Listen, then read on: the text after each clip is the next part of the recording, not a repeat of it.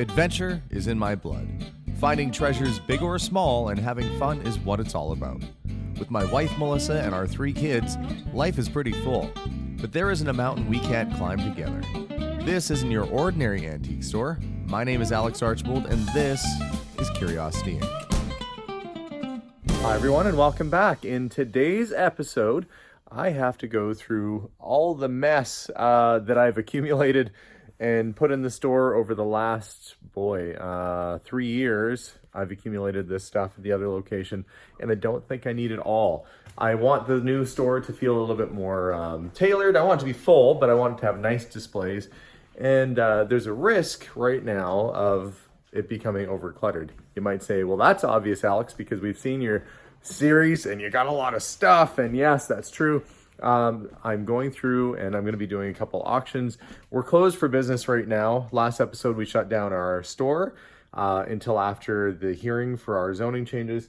Assuming that all goes ahead and goes well, we'll be up and running hopefully in October. In the meantime, I've got all these boxes to go through around me and figure out what can stay and what needs to go.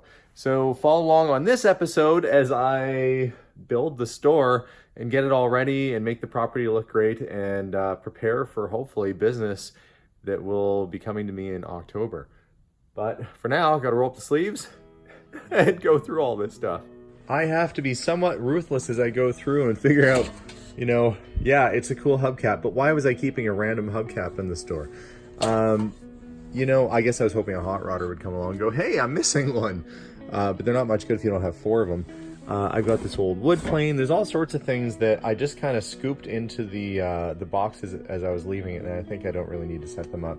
I'm going to start putting together an auction list, and then after the weekend on Monday or Tuesday, I'm going to take a whole pile of stuff in and get it out of my life for good. I also realized that I have just a ton of pictures, way more pictures than a person needs, and autographs and all sorts of things. In fact, what was meant to be my fun little art room with pictures on the walls, I've got so many extras that they're just piled all over the place. So I've talked to the auction house. We're gonna do an art, collectibles, and autograph auction coming up in a couple weeks. And everything that's kind of just hanging out on the floor back there, most of that's gonna end up going to auction. So I'm really gonna try and make good use of this downtime. Even though our store isn't open, I can still do these auction sales, bring a little bit of money in, and also clean up the shop as I prepare for grand opening, hopefully in October. And I'm still crossing my fingers because yet again today, I don't know, the zoning meeting has not happened yet. You'll know when I know. But yeah, we're gonna go through boxes and just start getting stuff ready for auction. Going through the boxes, it's been about an hour. I've got 2 boxes set aside with stuff for auction. In this box, I'm filling up with stuff for charity. The others, I don't know what I'm thinking. I should probably put more stuff. I need to transfer more stuff from here into there. But realistically, there's still some good things in here. Like this super cool Crown transistor radio. So I really don't want to be too crazy because I can still use a lot of this stuff. But I do need to get rid of some things. That's 100% guaranteed. I am taking a break right now from working in the store because Abigail has a dentist appointment, and I don't think Melissa did this on purpose, but she booked it at 2:30. Tooth hurty. I thought that was pretty funny. I think all dentist appointments should be booked at 2:30. I think that's a great time for it. I'm gonna go pick up my daughter, take her to her dentist appointment, and I'll probably get back at it again tomorrow because, I'll probably just want to spend time with my kids. But did get a little bit accomplished today. Got a few boxes set aside for auction and charity, and that's going to make a nice dent out of what I have to worry about putting out in the store. So feeling a little bit more optimistic from when I started this morning.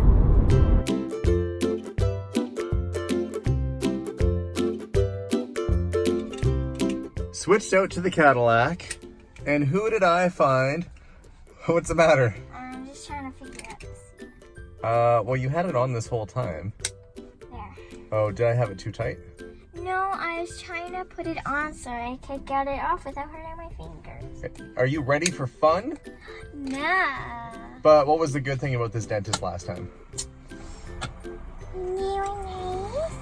Yeah, they were nice, and you got free what after? Jam. Yeah. So let's go see about getting you some free gum and getting your teeth fixed. You ready? Yeah. All right, let's go. And I wasn't kidding. Her appointment actually is at 2:30.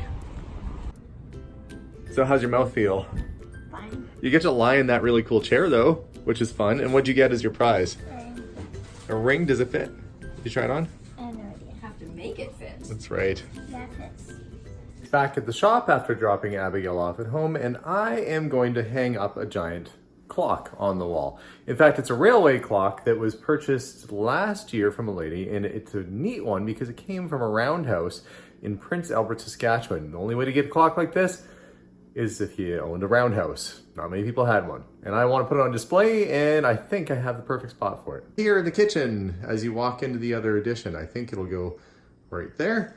So what I have to do is go up this ladder. Before I hang this big bad boy up, I've got to figure out where it's going to go. Now I've got roughly 38 inches from the wall to the door jamb here. So it's going to be just a little smidge over 18 inches to get it in the center. So I'm going to mark that and then pre-drill a hole. Because this old railway clock is so heavy, I'm using toggler bolts, which are like this, but you have to drill a 1/2 inch hole through your drywall. I can't find a stud where I want to put it, so I'm having to do this. And the idea is this goes through the hole that you've got in your drywall, and then you toggle just like that, see? Like the world's lamest marionette. You put that through the hole, toggle it back, you spread it, put your screw through, and that would hold it nice and sturdy. They say it'll hold 238 pounds, that would be more than enough. I'm gonna put a couple in just to be sure that it's safe and secure. Hole is drilled, toggler bolt ready to go. Had to drill it a 1/2 inch to get that through. So the idea is you push it in, and I can feel there's no stud right there. And then essentially that should hold it nice and sturdy. So to get the clock and try and get that in place. Well there, I got the main anchor in for it, it's hung. It really sucked a lot more than I'm letting on. Lifting like a 150-pound clock into position by yourself, I probably should have seen if Josh or Dakota or somebody was available to help, but I did it. I figured it out and it's in place. I'm gonna add a few more screws in there just to make sure it's extra secure, and then make sure it's level and get this clock ticking away. Now that it's level, you can add your weights and pulleys. I am gonna put this guy in first and then get my pendulum on. And the reason why you wanna do that off is that if you move it with it attached, it could cause some damage. So I moved it with it off, now I gotta put it back on. And now many of you at home watching might know how an old clock works like this, but for those of you that don't, I'll explain it. A key wound clock like this works off of pulleys and weights and a pendulum. So you wind your clock, and I'll wind it here, and I'll show you that it lifts the weight. You can tell your clock needs winding by how low that weight has fallen inside the clock case. Now, as the weight pulls down on the mechanism, the clock mechanism, it keeps pressure on it, keeps tension on it, and gets your pendulum going. And that is what gets your clock moving. Now, I'm not gonna start the pendulum yet. It has a measuring device on here. It's supposed to be plumb center with that. Now, I've leveled this, but till I get to see where that is, it's showing that it's out just a tiny, well, it's out a couple degrees here, and that could make the whole clock not work properly. Assuming that whoever screwed that on, put that on right, I'm gonna see if my level was more accurate than this, but we wanna make sure that the pendulum swings freely and it has a nice rhythm to the clock. The goal here is to get the center of your pendulum to line up pretty well when it's at rest, right with the exact center of this bar. Now, I realized that when I set the level down, I set it down on the wood. All that tells me is that that piece of wood was level. That does not tell me that the mechanism's level. So, silly me, I think I fixed it. I just have to move it over just a tiny bit more just to get it to line up. And I should just about have it. There we go. One happy, working Seth Thomas railway clock from the Canadian Northern Railway. Now I have a few other little accessories to hang above it to tell its story, and then that'll be just about all done. I was looking all day the other day for this. That's one of the missing pieces I wanted to hang by the clock, because that is the actual roundhouse that clock came from. You can see it says Canadian Northern right on it. I think those guys, that day this picture was taken, probably checked their pocket watches off of that clock that I have hanging in my store. That's what I love about history, everything connects. Sounds like I've got a delivery. The Loomis guys are here. If you remember a week or two ago, Melissa and I went to the trade show to buy a bunch of new product for the store, and he's here. Think I can tell what this is from the outside of the box. We ordered some old-fashioned suckers, and this is going to be a nice display kind of in this general area here.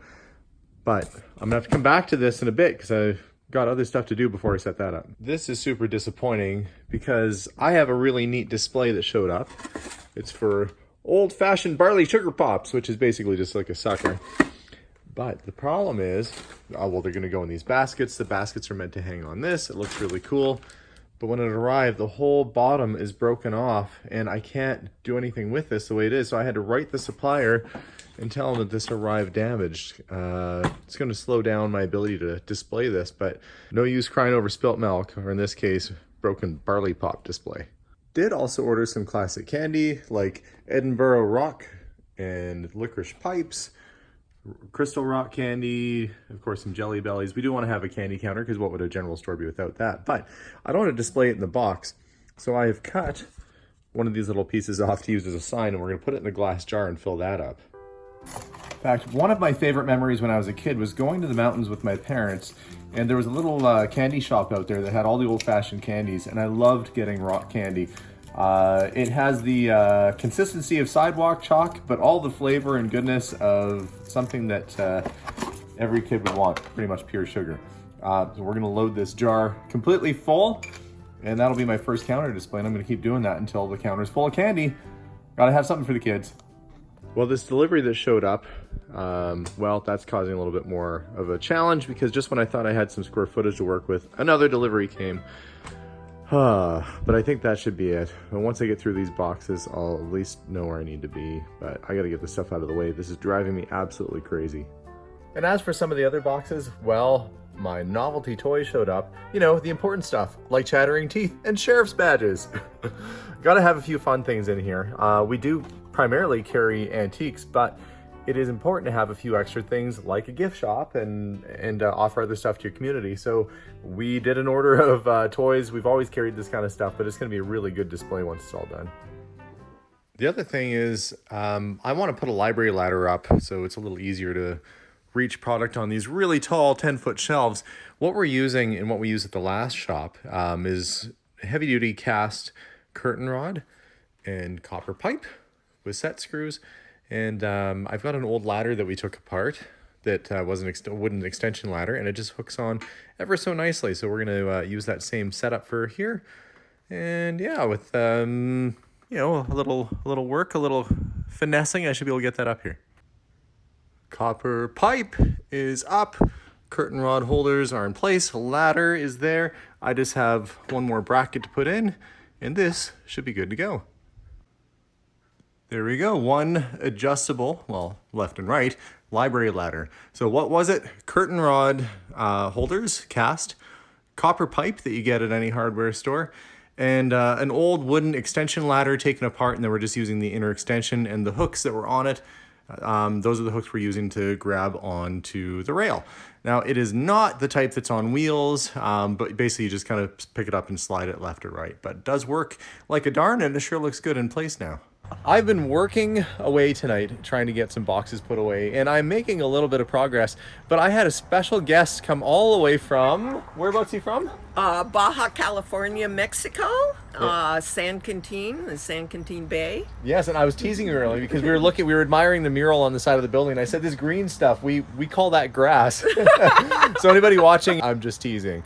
I know you have lovely boulders and all sorts of beautiful landscaping that you do out there, but yeah, and you're in town, you met some new friends who are, I'm gonna swing the camera around, right behind us. Yeah. And I know I see a trend here.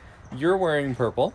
And he's wearing purple, and you got purple on your strap of your purse. Yeah. So was this intentional? Did you coordinate your outfits today, or was this completely by happenstance? By accident. Really? Totally Okay. by accident. But I was saying you must have known they'd make good friends based on their color choices.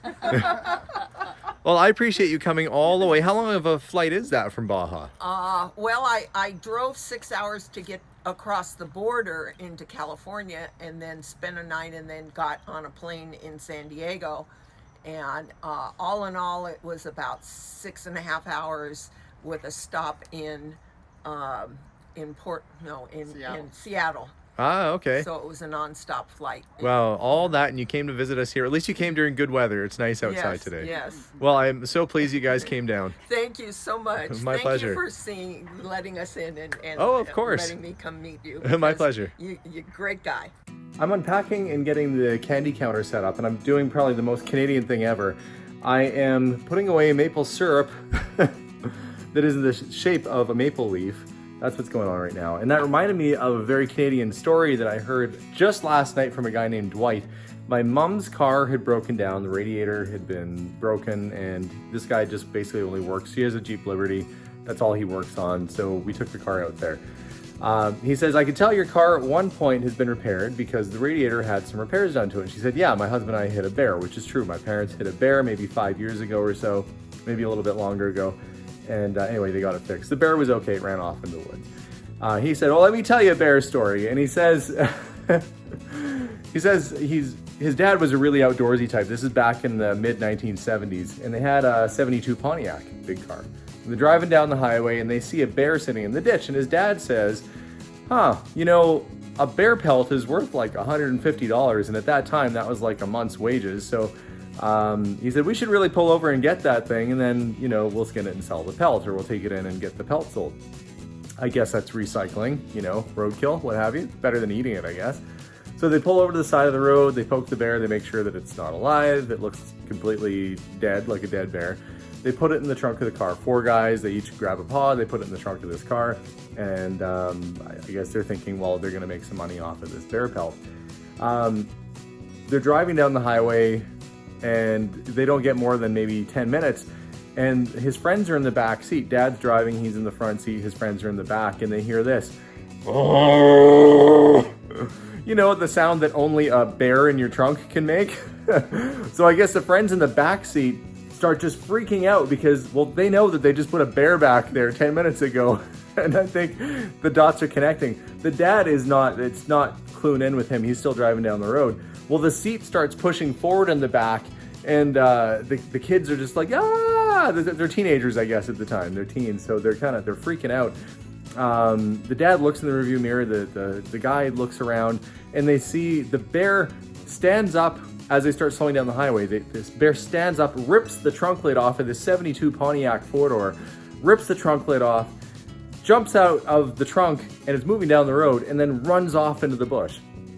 I mean, they had a lot of damage to their car, and he said, you know, that was something I won't soon forget. And I said, you know, I'm pretty sure you wouldn't forget. And I said, that's a pretty good story, but probably not as good as the story as whoever was driving behind you. Whatever that guy tells his kids about the time he was driving down the highway and saw a bear come out of the back of a 72 Pontiac at highway speed and run into the bush. I'm sure that probably scared the living daylights out of whatever family was driving behind those guys. Anyway, Canadian bear story, and no bears were intentionally harmed in the process. So as far as he knows, the bear was okay. I guess it got knocked out, and then when it woke up, it took off into the bush. So I guess the moral of the story is if you see a bear on the side of the road that you think is dead and you want to recycle it, maybe don't. Leave that for the conservation people to figure out, and they'll take care of the bear. I am, on the other hand, working on getting all these candy jars set up. We've got your rock candy, your licorice pipes, your peppermint sticks and other flavored candy sticks. You've got your crystal rock candy.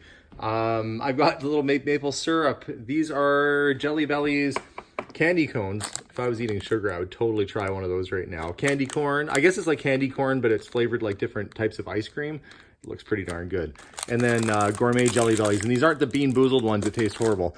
The idea is, because this is a general store, you know, we've got some toys and some other things like that that are going to be for sale in the shop. And it's just nice to have a little display on the counter.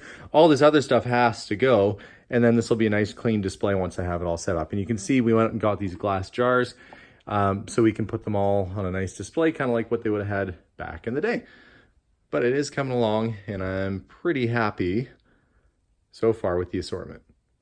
I'm taking another load of stuff into the auction. I just have way too much stuff in the store right now. It is getting kind of crazy. I want it to be nice looking, and I want it to be an enjoyable experience for people and to be wheelchair accessible. And there's this immense pressure that I'm getting to get the store ready right away, and it's not not that I can open for another few weeks yet, but the tourism department of the city wants to get pictures of it to, I guess, to include in their tourism brochures that are going to be publishing. And, you know, there's just all this extra pressure. Like I said before, it's crazy because I've got this waiting game waiting for zoning, and then the city also wants me to get it zoned as a heritage building, or put in as a heritage building and get the place done so they can add it to the tourist roster. Well, I'm working my butt off the last few days trying to get as much done as I can, but that's meant a few trips in the old ambulance here to the auction house to clear stock, and honestly it kind of feels good to get rid of some extra things. I've been going at it pretty much all day today. Been a busy day, but after several successful trips to the auction and one more planned for tomorrow to get rid of some of the old showcases in here, I think I finally just about have the old store empty. It took 3 long years to fill this place up, both levels, there's an upstairs too. And it took about a week and a half of grueling work to empty it out. And the nice thing is, I got rid of a bunch of stuff to auction that I don't feel that I really need over the new place. But I'm not out of the weeds yet. There's still a lot to do with the new store and a lot of decorating. But at least this will be one less thing I have to worry about. Tomorrow the realtor comes and we get it listed. And then we'll be able to close the chapter on this location. There's still a few little odds and ends as I go upstairs that need to come out of here, like this roll top desk and that table over there, but really it's looking pretty empty.